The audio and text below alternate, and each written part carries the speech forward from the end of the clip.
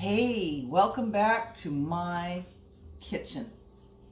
Today on the menu is puff and squeal.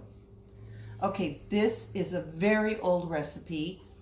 It's one my mother made when I was a kid, so it was in the 50s and the 60s. But puff and squeal, you say, what? Puff and squeal? Puff is for rice, squeal is for pork. And it's a very easy recipe, lots of flavor, and everyone I've ever made it for absolutely falls in love with this recipe. So this is another one for you working moms that need something quick and easy. Okay, and here we go. And here is the list of ingredients for puff and squeal. It takes 1 pound, and this is my favorite, Jimmy Dean sausage, just the regular brand. And it also takes a cup of onions, a cup of celery. I like to add mushrooms to this also. Of course, I bought a big old box of mushrooms. I don't like anything to go to waste, and this just adds more flavor.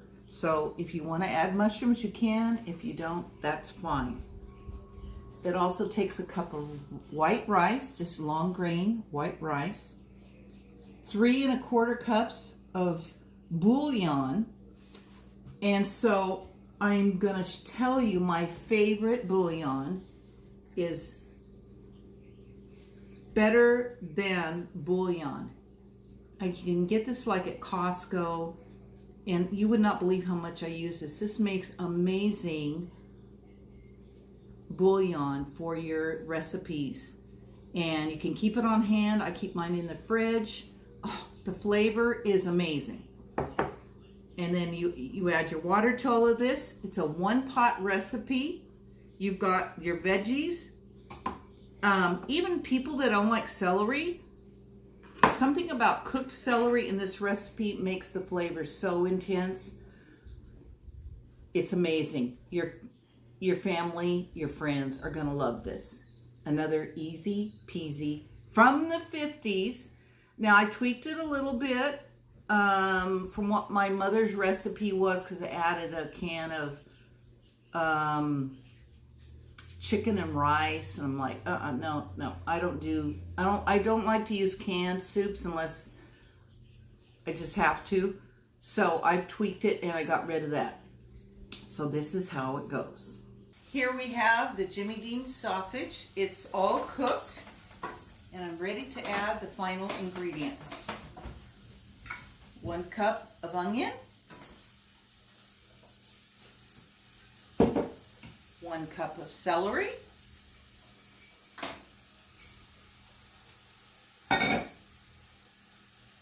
1 cup plus a little extra of mushrooms,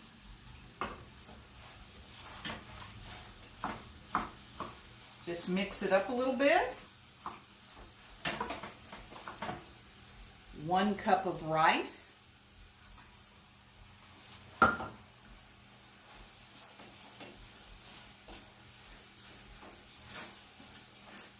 stir it up.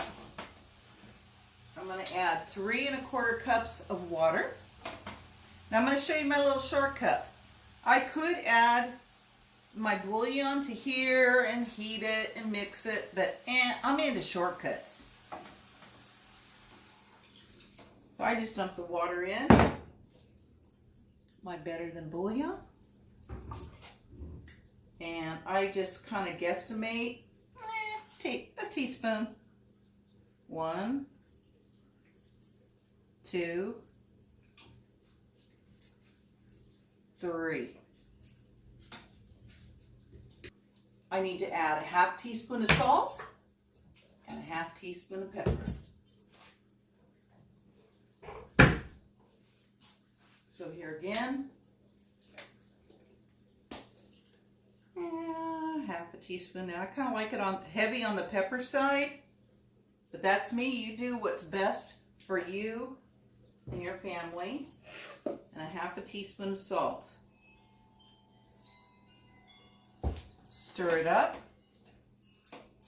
Gonna bring to a boil and then put the lid on.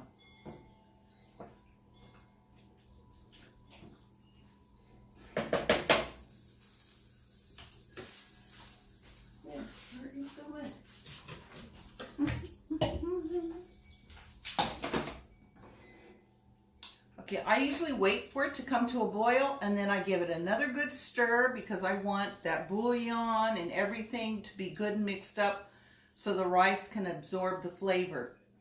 And then you cook it for a half an hour and voila, you've got yourself puff and squeal. And I must say, my grandkids absolutely love this. And when I go to visit them, and I say, what do you want Nana to make for you? A lot of times they say, puff and squeal.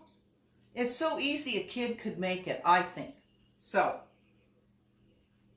we're almost done. Let's set the timer. Okay, and we're ready to dish it up.